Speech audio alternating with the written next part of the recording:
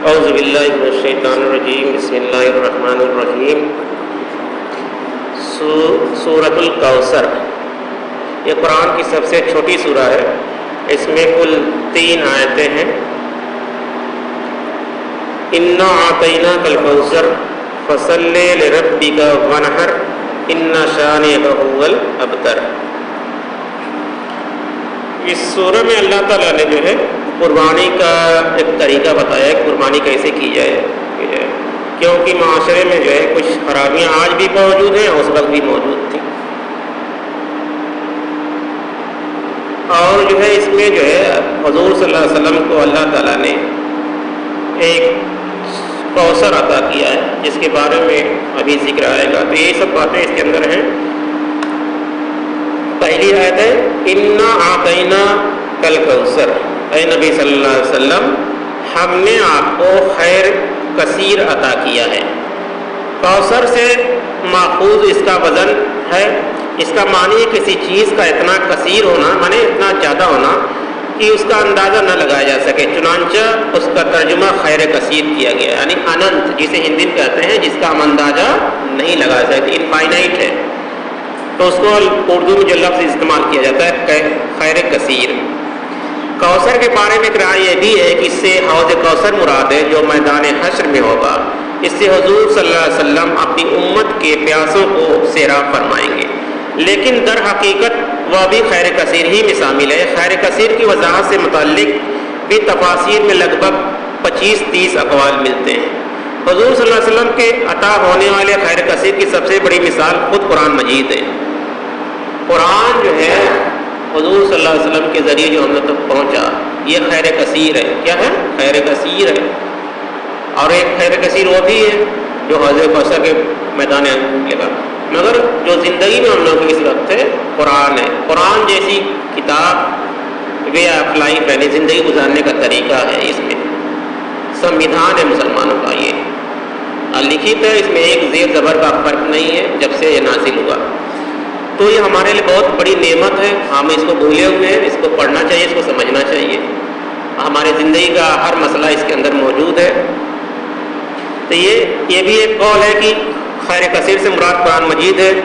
اس طرح ایک مثال حکمت بھی ہے۔ ظاہر ہے کہ آپ صلی اللہ علیہ وسلم کو اعلیٰ ترین درجے میں حکمت بھی عطا ہوئی تھی، جس کے بارے میں اللہ تعالیٰ کا فرمان ہے یؤتی الحکمت من یشاء ومن یؤت الحکمت فقد اوتی خیرا کثیرا۔ سورہ بقرہ کی آیت نمبر 269 ہے۔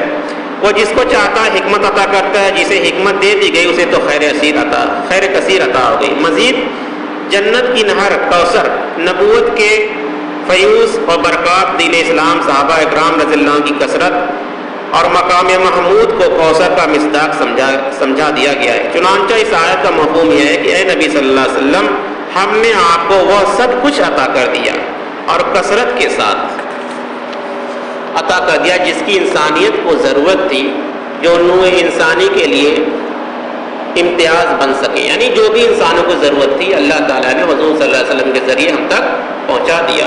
اب ہماری ذمہ داری ہے کہ ہم اور سارے انبیاء و پیغمبر کا جو معجزہ ہوتا تھا ان کی دنیا سے جانے کے بعد ان کے ساتھ چلا جاتا تھا، مگر حضور صلی اللہ علیہ وسلم جو معجزہ قرآن ہے وہ آج بھی موجود ہے اور تا قیامت تک رہے گا۔ یہ کلام اللہ ہے، اللہ کلام ہے، فنا نہیں ہوگا اور تا قیامت تک رہے گا۔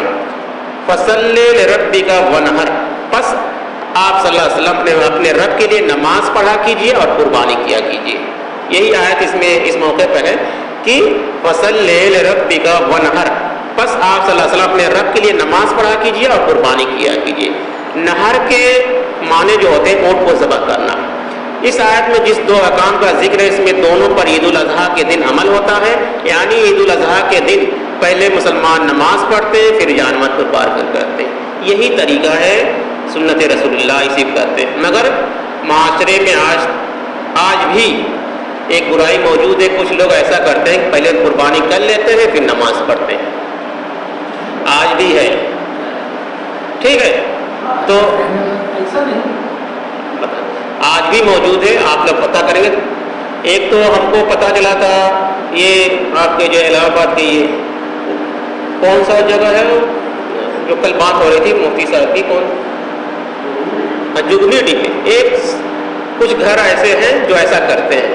तो एक लड़का हमारे पास लेके आया इस बात को, तो हमने कहा कि ले जाओ ये आयत पढ़ के उनको सुना दो और वो ऐसा न करें। इसमें हदीस भी आती है, सही बुखारी में हदीस है कि एक सहाबी रज़ियल्लाहु ताला हुज़ूर सल्लल्लाहु अलैहि वसल्लम के पास आए और कहा कि अल्लाह के रसूल सल्लल्लाहु अलैहि वसल्लम हमने अपने जानवर को नमाज पढ़ने से पहले कुर्बान कर दिया और मैं सोचता था कि खैर काम में जल्दी हो जाए और लोगों को जल्दी तक गोश्त पहुंचा दूँ और लोग खा पी लें। तो आप सल्लल्लाहु अलैहि वसल्लम ने कहा कि तुमने कुर्बानी नहीं की, तुमने ये जो तुमने जानवर ज़बह किया है गोश्त तुम खा सकते हो, हमारी कुर्बानी नहीं है। अगर जानवर हो तुम्हारे पास तो फिर दोबारा कुर्बानी करो नमाज पढ़ के। तो उनके पास एक जानवर था, एक बकरी का बच्चा था, 1 साल की पटिया थी। तो आप सल्लल्लाहु अलैहि वसल्लम ने कहा कि इसे कुर्बान कर दो। तो ये मना है कि नमाज पढ़ने से पहले कुर्बानी नहीं किया जाएगा। शियों के यहाँ आज भी होता है, ठीक है, हम बता इसीलिए मैं कह रहा था शियों के यहाँ अहले तशय्युअ के यहाँ आज भी होता है, पहले कुर्बानी कर लेते हैं फिर नमाज पढ़ते हैं। अब वो किस नज़रिए से कुरान को मानते हैं अल्लाह बेहतर जाने, ठीक। उसी में कुछ लोग मुसलमान भी, सब हमारे भी इलाके में कुछ लोग ऐसे थे जो ऐसा करते थे।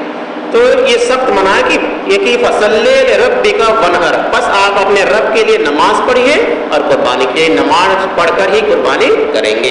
अगर इस तरह की कोई बात आती, क्योंकि फितनों का दौर है इसलिए जानना चाहिए कि कुछ लोग तरह तरह की बातें समझाते हैं। एक माशरे में एक फितना इस वक्त उठा हुआ है कि क्या ज़रूरत है कुर्बानी करने की, उसका पैसा जो है किसी गरीबों में तकसीम कर दिया जाए, जानवर कुर्बान करने से तो अच्छा है कि किसी गरीब का भला हो जाएगा।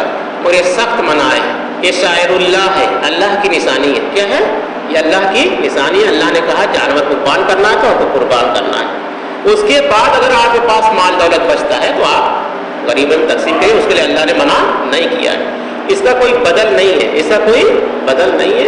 आपके पास साहिब हैसियत है तो आप ऊपर कुर्बानी करिए। और एक कितना और इस वक्त फैला हुआ है जो अखबार के जरिए फैला हुआ कि एक मोहल्ला एक कुर्बानी, एक मोहल्ला एक कुर्बानी, जो आज के समाचार पत्रों में कई दिनों से आ रहा है, एक मोहल्ला एक कुर्बानी।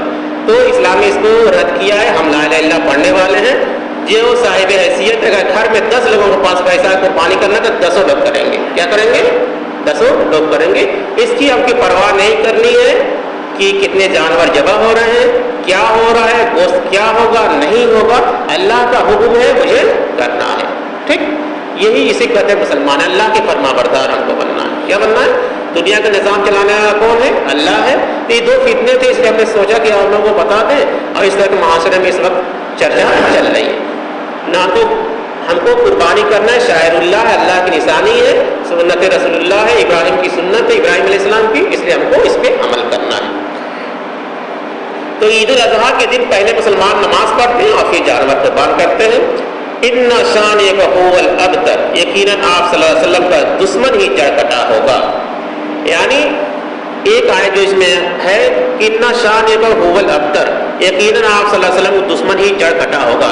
इसमें हुजूर सल्लल्लाहु अलैहि वसल्लम को जो मुशरिकीन थे, मक्का के काफिर थे, हुजूर सल्लल्लाहु अलैहि वसल्लम ताना देते थे और तरह तरह की बातें करते, क्योंकि आप सल्लल्लाहु अलैहि वसल्लम के कोई साहबजादे यानी लड़का तो थे इब्राहिम और कासिम रज़ियल्लाहु अन्हु, तो उनका बचपन में ही वफात है। तो वो ताना देते थे कि इनका तो कोई अब भाई नहीं है नामो निशान रखने वाला। तो अल्लाह ताला के नहीं, वाक़अतन वही जड़ कटे हैं। क्या है? वही जड़ कटे हैं। तो ये कि यकीनन इन्ना शानिक हुवल अबतर, यकीनन आप सल्लल्लाहु अलैहि वसल्लम का दुश्मन ही जड़ कटा है। यानी बग़ज़ और अदावत रखने वाले दुश्मन को कहते हैं अबतर, यानी किसी चीज को काट देना, मुनक़ता कर देना। आले अरब में दुम कटे जानवर को अबतर कहते हैं, जो जिसका पूंछ कट जाए उसको अबतर कहते हैं उस जानवर को। उर्फ़ आम में इससे ऐसा आदमी मुराद लिया जाता है जिसकी नरीना औलाद न हो, जिसकी नस्ल आगे चलने का कोई इम्कान न हो। ये लफ्ज़ मुशरिकीन मक्का ने माअज़ल्लाह हुज़ूर सल्लल्लाहु अलैहि वसल्लम के लिए इस्तेमाल किया था, जिसको आप इस आयत में जिसका जवाब इस आयत में दिया गया कि हज़रत खदीजतुल कुबरा रज़ियल्लाहु अन्हा के बतन से हुज़ूर सल्लल्लाहु अलैहि वसल्लम की यह औलाद पैदा हुई। कासिम रज़ियल्लाहु अन्हा, फिर ज़ैनब, फिर अब्दुल्लाह रज़ियल्लाहु अन्हा, फिर उम्मे कुलसूम रज़ियल्लाहु अन्हा, फिर फातिमा रज़ियल्लाहु अन्हा, फिर रुक़य्या रज़ियल्लाहु अन्हुम अजमईन। पहले कासिम रज़ियल्लाहु अन्हा का इंतकाल हुआ, फिर अब्दुल्लाह जिनका लक़ब तैयब व ताहिर रज़ियल्लाहु अन्हा था, दागे मफ़ारक़ دے دیے گئے۔ اس پر مشرکین نے خوشیاں منائی۔ آپ صلی اللہ علیہ وسلم کی دونوں فرزند کی فوت ہو گئی اور باقی اولادیں آپ صلی اللہ علیہ وسلم کی بیٹیاں ہی بیٹیاں ہیں، لہٰذا آپ صلی اللہ علیہ وسلم جو کچھ بھی ہیں بس اپنی زندگی تک ہی ہیں۔ آپ صلی اللہ علیہ وسلم کے بعد تو نہ آپ کی نسل آگے چلے گی اور نہ ہی کوئی آپ کا نام لیوا ہوگا۔ اس پس منظر میں یہاں ان لوگوں کو سنانے کے لیے فرمایا جا رہا ہے کہ اے نبی صلی اللہ علیہ وسلم آپ کا نام اور ذکر تو ہم بلند کریں گے، یعنی اللہ تعالیٰ نے کہا یہ آپ کا نام اور ذکر تو ہم بلند کریں گے، یہ ہماری ذمہ دار، اللہ تعالیٰ خود ذمہ دار جس کی وجہ سے آپ کے نام لیوا تو اربوں کی تعداد میں ہوں گے۔ کتنا ہوں گے؟ اربوں کی۔ اور آج آپ دیکھ لیجئے قریب اربوں کی تعداد سے زیادہ ہے مسلمان، زیادہ ہے پورے دنیا میں، اور اللہ کا اور اس کے رسول کا نام لے رہے ہیں۔ موجود دشمن تھے جیسے ابو لہب، ابو جہل، یہ سب بڑے دشمن تھے حضور صلی اللہ علیہ وسلم کے، ان کا نام لینے والا کوئی ہے؟ تو اللہ نے کہا کہ یقیناً آپ صلی اللہ علیہ وسلم کو دشمن ہی چڑھ کٹا ہے تو ان کا کوئی نام لینے والا ہے۔ آپ کا نام لینے والے تو اربوں کی تعداد میں ہوں گے، البتہ آپ کے دشمن واقعی ابتر ہوں گے جن کا کوئی نام لیوا نہیں ہوگا۔ یہ قرآن کی سب سے چھوٹی سورہ مگر بہت اس میں وزن ہے۔ اللہ تعالیٰ سے دعا ہے کہ ہم لوگ کو اس آیت پر عمل کرنے اور قربانی کے مہینے کا صحیح طریقے پر چلنے کی توفیق عطا فرمائے اور اللہ کا ذکر کرنے کی توفیق عطا فرمائے۔ آمین ثم آمین۔ سبحان اللہ وبحمدہ، سبحان اللہ وبحمدہ، نشہد ان لا الہ الا اللہ ونستغفرک ونتوب الیک۔ سبحان ربک رب العزۃ عما یصفون وسلام علی المرسلین والحمد للہ رب العالمین۔